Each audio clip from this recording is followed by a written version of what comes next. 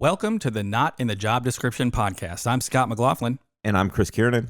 No matter what type of job you've had, there were situations that happened to you during work that you couldn't wait to tell your friends about. We interview a variety of guests about some of their crazy stories from work, from entry-level food service industry jobs to doctors and attorneys. We will explore funny, gross, embarrassing, scary, and sometimes almost unbelievable stories that people have experienced while on the job. Keep in mind that our guests or the companies they work for may be masked in order to protect the innocent, or maybe even the guilty.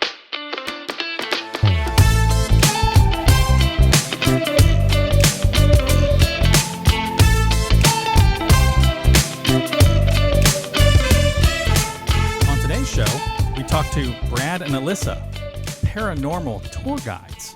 Welcome, Brad and Alyssa.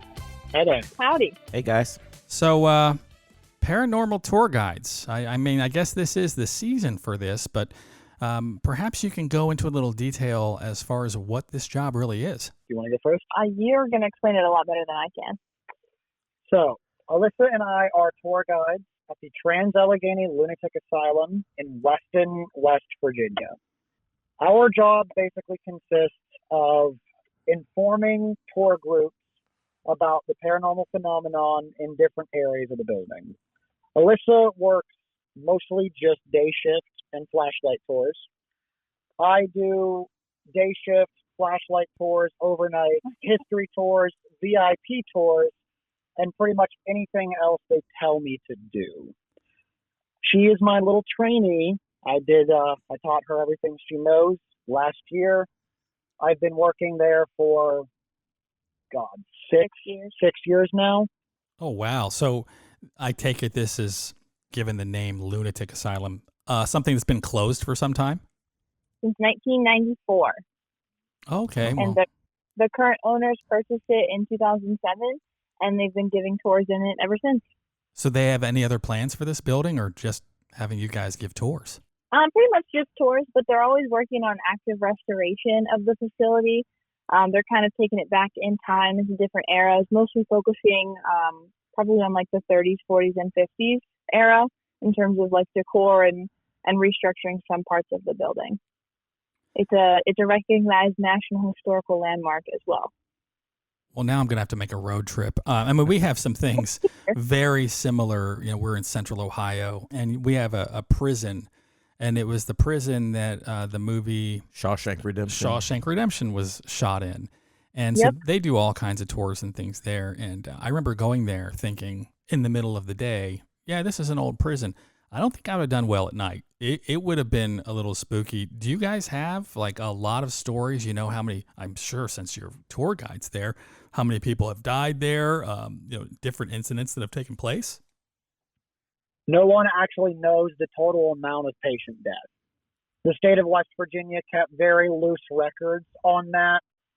They told our owners in 2008 that 2,000 people died and were buried on campus across 3 mass cemeteries.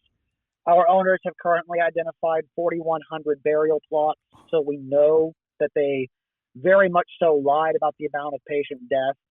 We were open for 130 years, from 1864 until 1994, through tuberculosis and Spanish flu and lobotomies and electroshock therapy. There is no real idea the total amount of people who have died on this campus or inside the building. Now, with a lot of old buildings like that, you know, they'll try to get different pieces of information, but undoubtedly there's like, oh, there was a fire that destroyed everything from 1865 to, 1895. Was there anything like that, or did they just not have the paperwork for it, or do you think they were purposefully not putting together that information as to not show maybe how bad their death rates were? It was actually both. You actually hit the nail right on the head with that first comment. You just got the date wrong. It was 1935. Patient lit the asylum on fire in the month of October. He stole turpentine from our art supply shop, and he lit up 6 of the 8 wards of the southern side of the building. In addition to that, the state did do its best to cover up some of the more heinous acts inside the facility, like we have an entire tuberculosis quarantine building, but according to the state, no one ever died there of tuberculosis. Same thing with Spanish flu, same thing with lobotomy. Wow. That sounds reasonable to me. So, that's very interesting because that building, when you talk about 1994, I know you guys are probably don't tell us how young you are compared to me and Chris, but that's not that particularly long ago. Do you know of people? Are you able to have people that have been there before when it was an actual hospital / asylum that still come back and visit and maybe help out with telling some stories? We have both met former employees and former patients as well. Anytime a former employee comes through, Brad tries to get an interview with them so that we can add a little bit to the history side of things. I've met multiple people who've taken my tours and saying, oh, well, I was working in this ward in 1980 something. And so a lot of people do come back for sure. Yeah. And you meet people just randomly out in town that used to work here. Like one of my college professors worked in the building from 84 until 93. What about like former patients? That would maybe be a little scary, right? If you're doing a tour and then all of a sudden someone raises their hand and says, "Oh, I was a patient here for 5 years." Have you met any patients? I haven't met any patients in person that I'm aware of. I've met two. Both of them were here for alcohol rehab. Gotcha. A lot of the patients that we had back in 1994 were either voluntarily admitted for alcohol and drug rehabilitation, or they were incredibly violent patients that did not have a place to go in the state at that present time. So when you're doing the tours, then do you focus on it's probably a combination, I would imagine, a history of the building, or are there like well-known stories about maybe famous or infamous, I guess I should say, infamous Right. patients from the area? Well, see, that's actually something we've been trying to combat because there were no quote-unquote famous patients who ever lived inside the building. A lot of the people who were here were needing some sort of actual psychological help. The max security compound on the back of the campus did have some rather infamous guys, but they were mostly local. No big names were ever back there. The history tours we do are just history information. The paranormal tours are just the spooky, scary ghost stories. So they're kind of separate in a sense. So you have the option if you come pay a visit to hear kind of one or the other. Okay. Yeah, when I was a kid, I loved the paranormal stuff. And in fact, growing up, I read a book. This is how bad my parents were. They let me have the book, The Amityville Horror, when I was like 8 years old. So I read this book instead of Charlotte's Web, and I bet you I didn't sleep for a week because it just freaked me out so bad. Now, I love that stuff, but I think what happened is as I got older, you start to get a little cynical about things. And I remember thinking, how much of this is true? And then to find out, especially with the Amityville Horror thing, they talked to the family, George and Kathy Lutz, because believe me, I know all about this story. They talked to the family and they finally admitted, like, well, the mortgage was a little more than we could afford, and we knew some people were killed in there, so we thought we'd put together some story to give us a viable way out of the mortgage. So they pretty much said it was all BS, but I want to believe this stuff so bad. You guys have had to listen to all these stories. You have to know the history. My question to you is, have you ever witnessed any weird stuff while you were there? Oh, 100%. I've witnessed stuff myself with guests, with other tour guides. I've had people have an experience that was so terrifying to them that they have completely left my tour in the middle of the day. Oh, wow. Yeah. I mean, do you ever get like that feeling where something's wrong? I mean, I've been in some spooky places before, and I've walked in old houses. Specifically, there was a situation years ago where my wife and I got a call from my sister, and her boss just bought houses, just bought them up. And she called us one night, and this is probably about when your insane asylum was closing. And we go to this house, and she says, you guys can have anything you want in it because we bought it. We just closed on it, and we've got these two big dumpsters out, and they're just going to put everything in there. So we go over there, and it was the spookiest thing because the house had not been occupied for 7 years. And we walked in, and it was as if somebody just got up and left and put on their clothing. They even had their wedding ring on their nightstand. And I still have that wedding ring today because everything in that house was just purchased by our boss, who said, throw it all away. We don't know if this person was killed by the mob, if they were in witness protection. They had all kinds of stuff there. JCPenney catalogs sitting next to a recliner that were 7 years old, and just an inch worth of dust everywhere. Now, when I was walking in there, the hair on the back of my neck stood up, because naturally the lights didn't work. That stuff been turned off forever. We were warned, do not open the refrigerator, because God knows what that would smell like when that thing was open. But clearly something had gone wrong there, and the whole thing just spooked me out. Have you witnessed that yourself? I mean, because you've got to be in some areas. And by the way, does that place still have electricity in all the different areas, or do you have to use flashlights? Like, tell me about your personal experience of things you've witnessed. So there is electricity in some parts of the building, mostly in the restored parts that they've already fixed up. So the center sections, some of the wards on the first floor, and then all of our stairwells are totally lit up, obviously for safety reasons. There's definitely points where I've gotten used to the building, and I'll walk onto a ward or a section and I'll be perfectly okay. But then, I'll come up to that same location an hour later and suddenly I feel just incredibly uncomfortable. A more recent story of something that I saw a couple weeks ago on a Friday night. I was in Ward 6, which is on our third floor on the southern end of the facility. It was used for our criminally insane patients. God, I love Ward 6. It's a good ward. And that ward, in terms of paranormal activity, is really good for shadow figures, very good for shadow play. They like to play peekaboo. They'll play hide and seek. You'll get heads popping out of rooms. And it was just myself and two guests on one of our flashlight tours, which we do in October. So it was nighttime. It was dark. We decided to turn off all of our lights, hang out at the end of the ward, and I asked the spirits to play peekaboo with us. Now, you can ask the ghosts in this building to do whatever you want them to do. That doesn't mean that they're going to answer. It's a pretty good 50-50 shot, depending on their mood, which I'm aware sounds kind of crazy, but that's kind of the reality of it. Yeah, they were people. Yeah. If they don't want you, they don't going to talk to you. Sure. Right. But we were hanging out there, and I asked them to play peekaboo, and of course, the spirits wanted to mess with us extra. And instead of popping like a head out or something further down the hallway, it was the room closest to us. And when I'm personally giving tours, if I see or hear something, I'm not going to point it out because I want guests to have their own experience. Thankfully, I saw it, but the other two people who were with me also saw it, and they pointed out to me. This shadow figure picks the room closest to us, and instead of being around the average height of a person, he sort of crawled out of the room and then crawled right back in. I turned my flashlight on. We were still on the ward completely by ourselves, and I think we ran to the exit door, all three of us together. Yeah, I don't think I'd ever be back in there, I'll be honest. And I'm not a believer. I'm telling you, I want to believe so bad.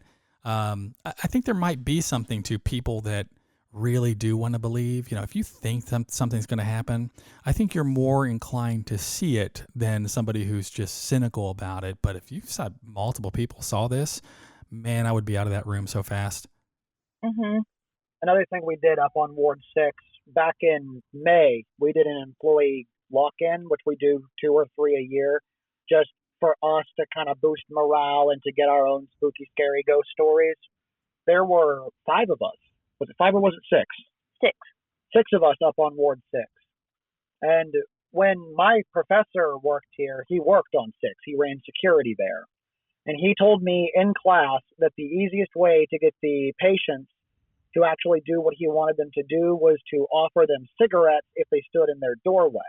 And he always had this little key phrase he'd use. He'd say, bodies in the doors, and you were expected to stand about a foot, 2.5 foot in front of your doorway so he could do contraband checks.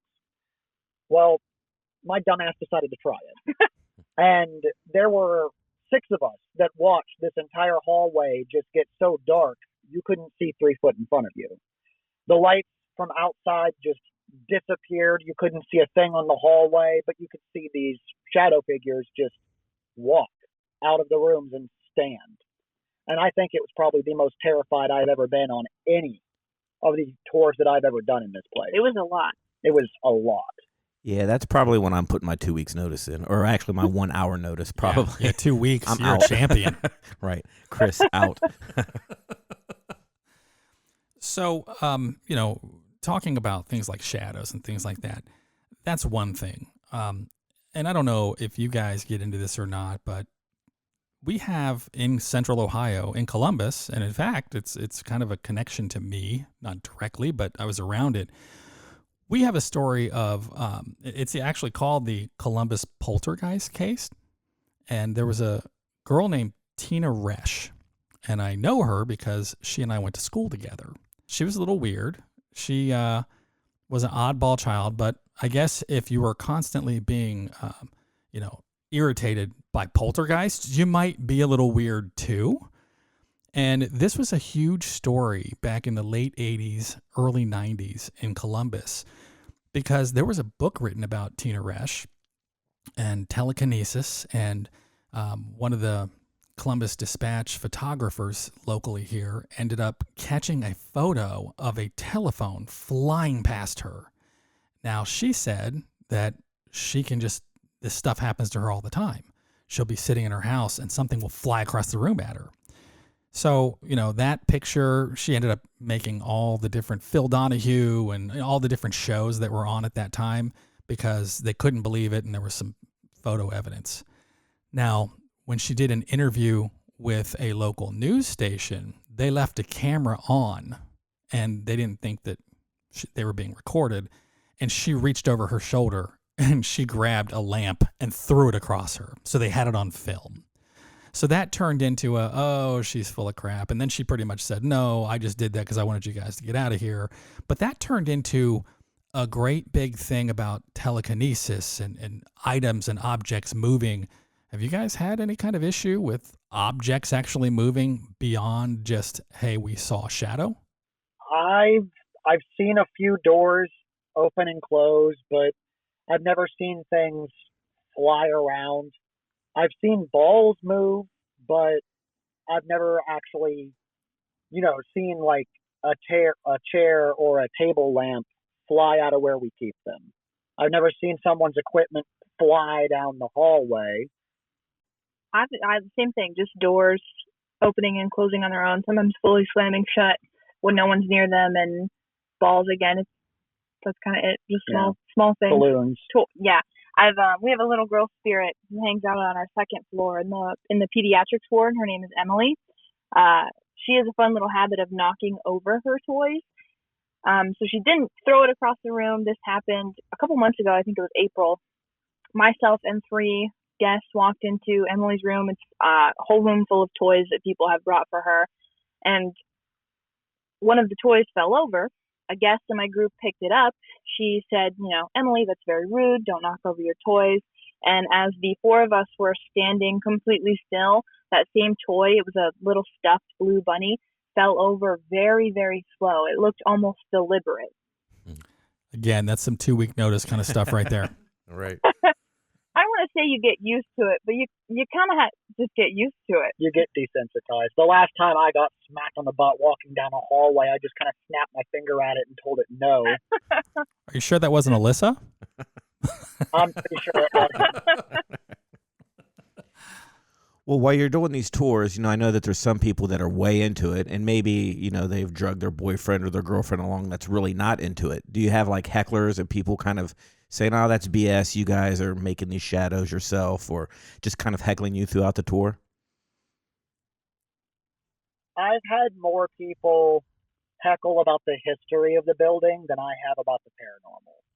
Generally, when they come, if they want the paranormal tour, they've already got an interest in it.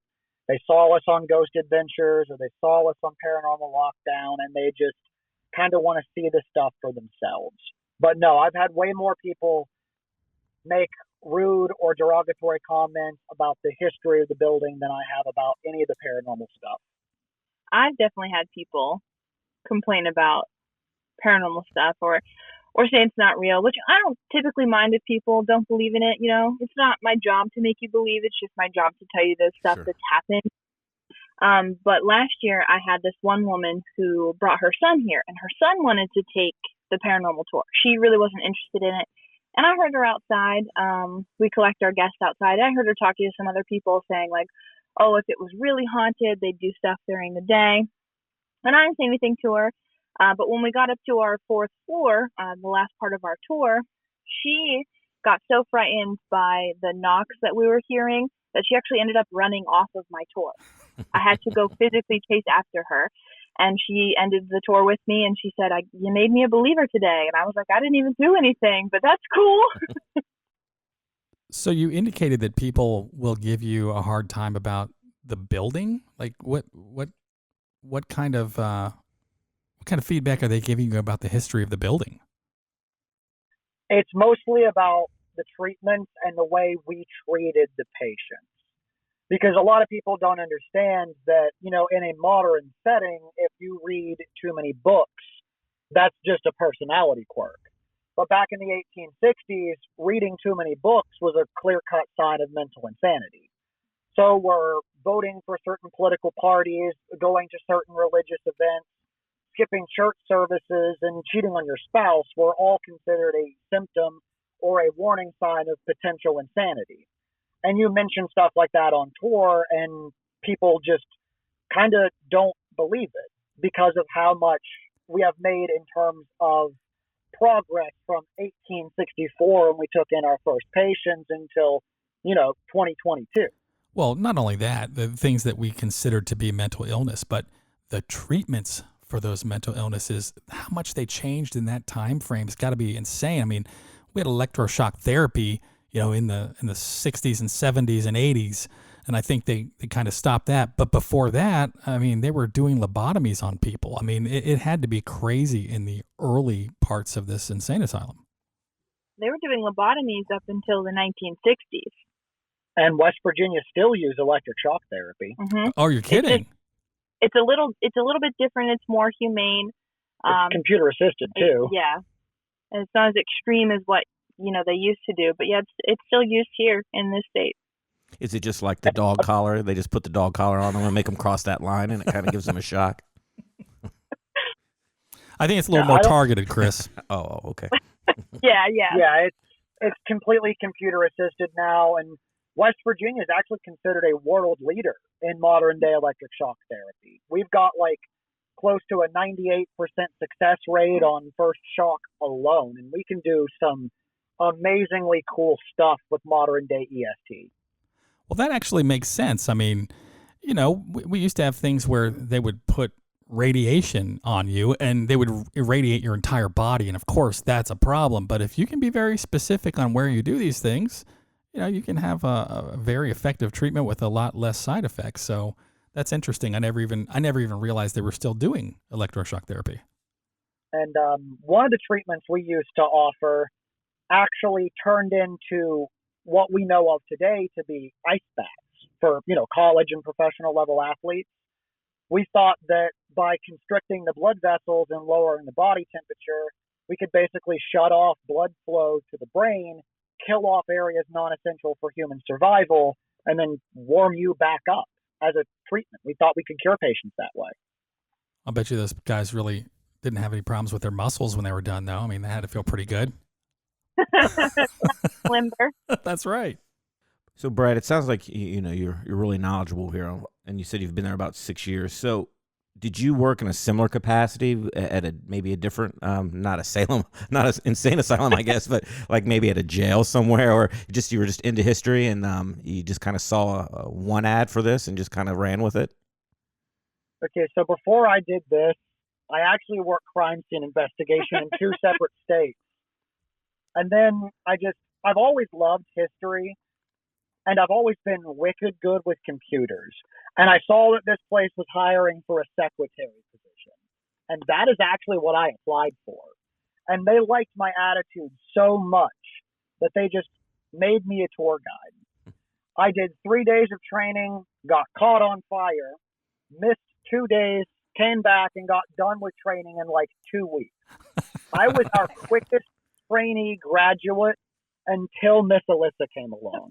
And then she took that record from me. And then they approved her to be cross-trained after her first year.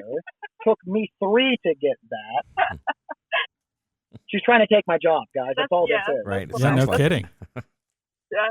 So I'm not letting this slide. Did you say you got caught on fire? Not at work. Not at work. No, I had a grill blow up on me on the 6th of July in 2017. Oh, wow. 18. But yeah, it blew up in front of me. I got second-degree burns to about 15% of my body, from my fingertip on my right hand all the way down to shoulder, about halfway across the chest. Oh, my I gosh. lost my eyebrows, my eyelashes, my nose hair. It was a very traumatizing experience. I do not recommend ever being caught on fire. Well, I got to ask you this, Brad, and please, if this seems crass, I apologize, but given your background in crime scene investigation, there had to be a part of you as soon as that flash happened that you went, I do not want to be found like this. When it first hit, I knew it wasn't going to be life-threatening. I had the common sense when I saw the fire to be like, oh, eyes, which is probably why I still have my sight now. Yeah. But when I got inside and the shock of it wore off and I could see the skin on my fingers, like boiled back and laid down in a weird way that it shouldn't have been, I knew it was going to be bad. I expected third-degree burns, so I actually got off pretty lucky. All I wanted was a beer. And I made that very well known to the people at my house that day. All I asked was for someone to go to the local gas station and buy me a beer, and they took me to the hospital instead. They didn't even stop by to get one? No. Gosh. No, they threw me in the car and just drove me. It was maybe 30 miles to the local hospital, and I think we got there in maybe 10 minutes. The guy who was driving to drive ambulances, so we were doing 110 the entire way. So a stop at a 7-Eleven would have been 30 seconds max. You asked for one thing. Oh, well, there you go. Alyssa, what did you do before you were doing these types of tours? I've had 1,010 different things I did before this, but right before I got this job, I was just working a shitty retail job at a party store. It was kind of far for me to drive. It was 45 minutes from my house. The asylum's about 10 minutes from where I live. I saw that they were hiring for history guides, actually, is what I originally was going to do. But the female history guides have to wear old-timey nurses' outfits, and they're all white, like those classic all-white dresses, think ratchet. And I can't be trusted in that. So I was like, I'll forget about it. And then a week later, they posted that they were hiring for paranormal tour guides. And I was like, oh, yeah, I guess ghosts are cool. I don't really believe in them all that much, but I could do it for sure. And boy, do I believe now. And like Brad said, I trained pretty quickly. It took me 7-8 days. You're a good teacher, though.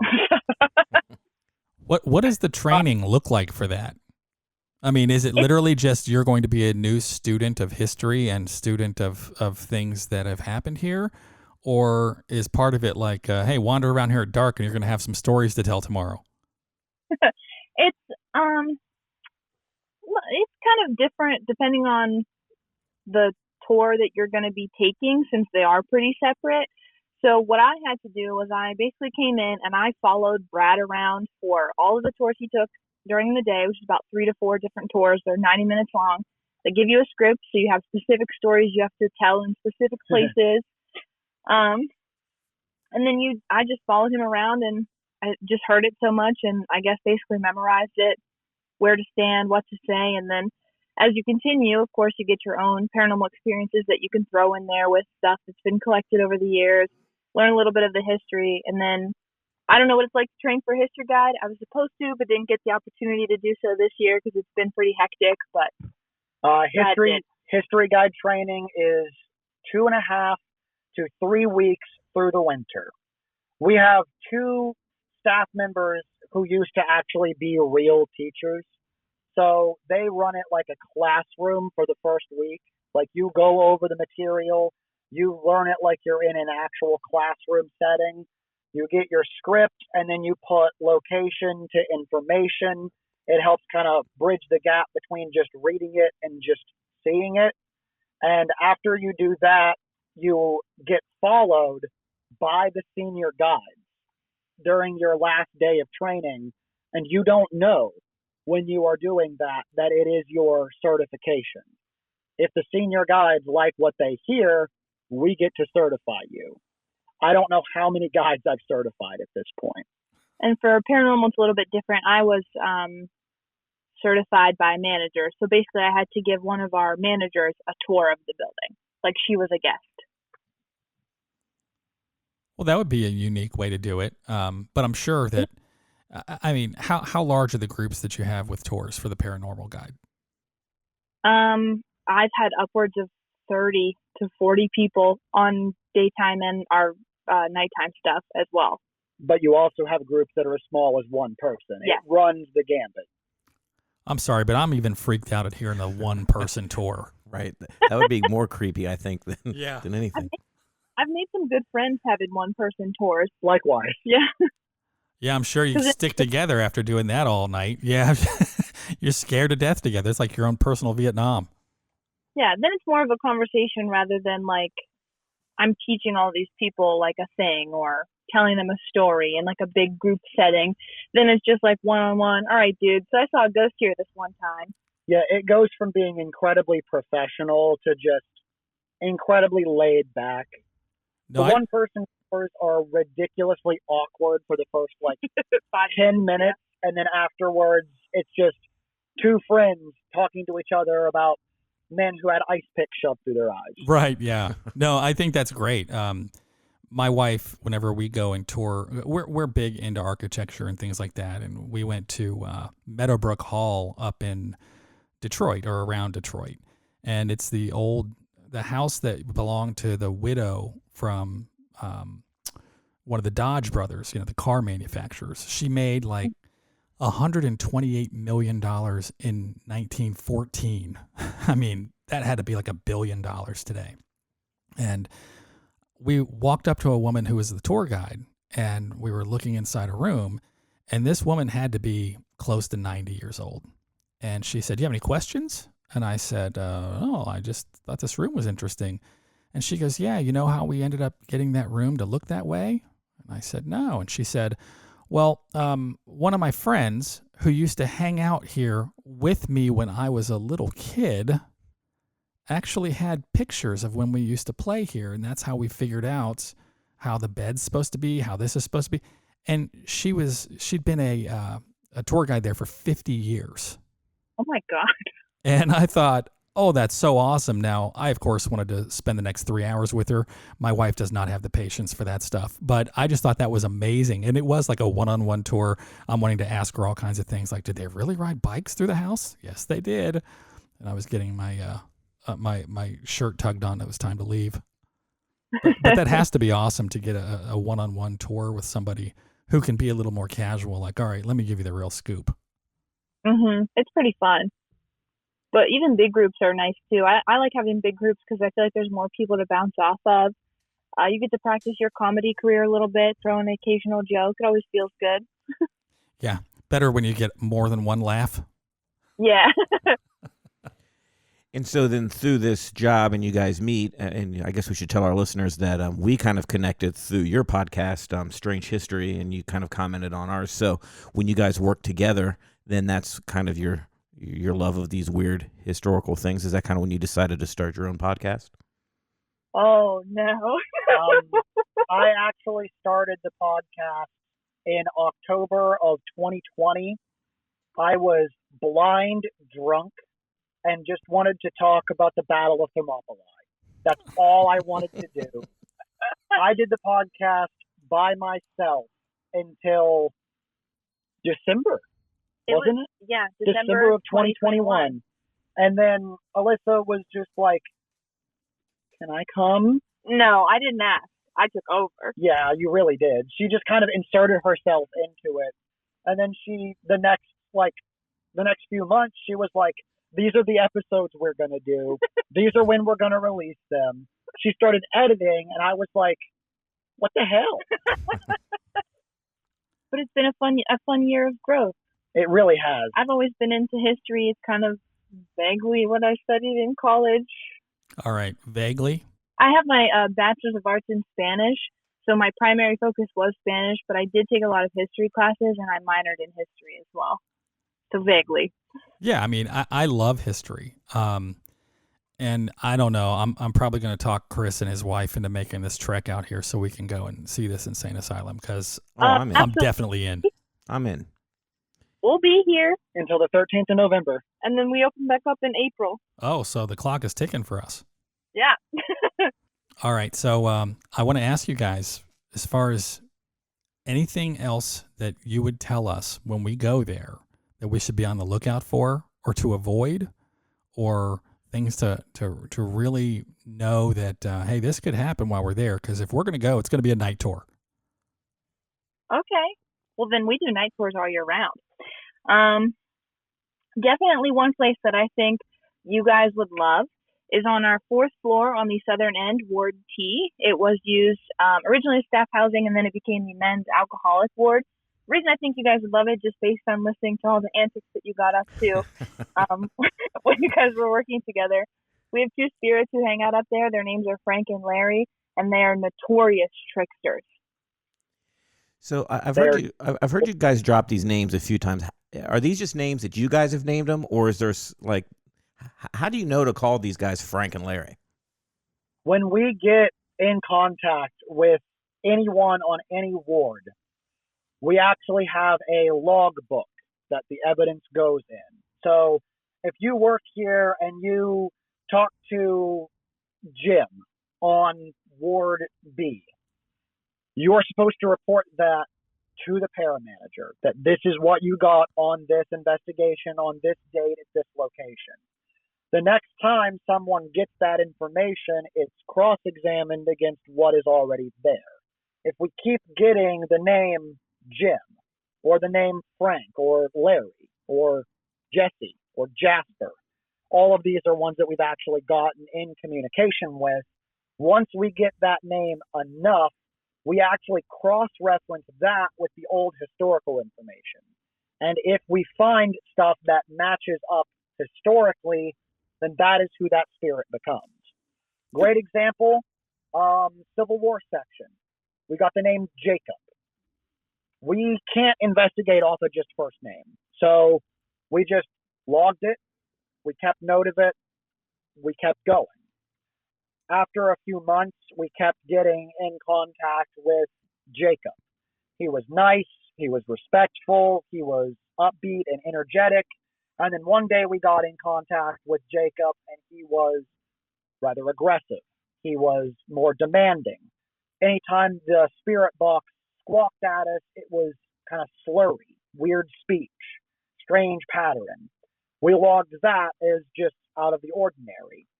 When we picked up the last name Ayers, we waited for a while. We picked it up a few more times. We gave that to the historian on campus, the lady who actually does the historical investigations. Turns out there was a guy down on that unit by the name of Jacob Ayers, admitted in, do you remember when Jacob was brought in? Oh, I can't. It was around the early 1900s. Yeah. He was brought in for alcohol recovery. And he believed that the staff members were withholding alcohol from him. And he thought that by being nice, they would give it to him if they thought he was cured of his alcoholism, which is why he was being nice to us, thinking he would get alcohol out of it. When prompted during an overnight investigation, he actually confirmed that. That is a very weird story. And, you know, when you start bringing up names and then you're starting to get last names, that's a little spooky. The spookiest one for me, Jasper Wyatt. Jasper Wyatt was a Civil War sergeant, Union Army Lancer. He's actually buried on one of the cemeteries out back. We've gotten his name on Spirit Box. He was buried with full military honors. There's a shadow figure up there on the unit that we can contact him with that is dressed just like a Civil War soldier. You can see the hat, you can see the boots, the buckles, the spurs. When we got first and last name, we didn't need to do investigation. He's one of the only patients that actually has a burial marker back there. We saw the name, we saw the way he looked, and it was pretty easy for us to put 2 and 2 together. That's wild. Now, when Chris and I come out there, is it going to be bad form for us to have beer when we go to the alcoholic ward? Oh, absolutely not. Frank and Larry currently have a secret stockpile of little shot bottles hidden them in that room. that people bring all the time. They were involuntarily admitted to the building. They were dropped off there by their wives. That happened to Chris once too. Not do that. You can leave anyone here if you want. I won't tell. Right. Well, we're getting to the part of the episode where I have to ask, Chris, what have we learned today? Yeah, I learned that I'm not going to join the employees for a shut-in in the building there for their employee events. Yeah, I actually learned two things. And this is the first twofer in my learnings. The first one is if I work there, I'm not offering to do tours at night. That's just not going to happen. But the other thing that I learned is I think we got another show in Brad here. We just let that crime scene investigation thing slide right on by. So maybe that's something for the future. Is that okay with you, Brad? If you want it to be. Then we'll do that. I think we do. Then I also just want to thank you guys for showing up, and I want to just make sure to tell our listeners to check out their podcast, Strange History. I think you have a new episode that comes out about, every 1 or 2 weeks, right? About every 10 days or so? Right now it's every week for our spooky season, and then it'll go back to every 2 weeks. Okay, great. After October. That's awesome. So be sure to check that out. That about wraps it up for this episode. I'm Scott McLaughlin. I'm Chris Kiernan. Saying, we'll see you at work. Thank you for listening to the Not in the Job Description podcast. If you have a story you'd like to share, or if you'd like to be a guest on our podcast, please let us know by sending us an email with a brief description of your story to stories@notinthejob.com.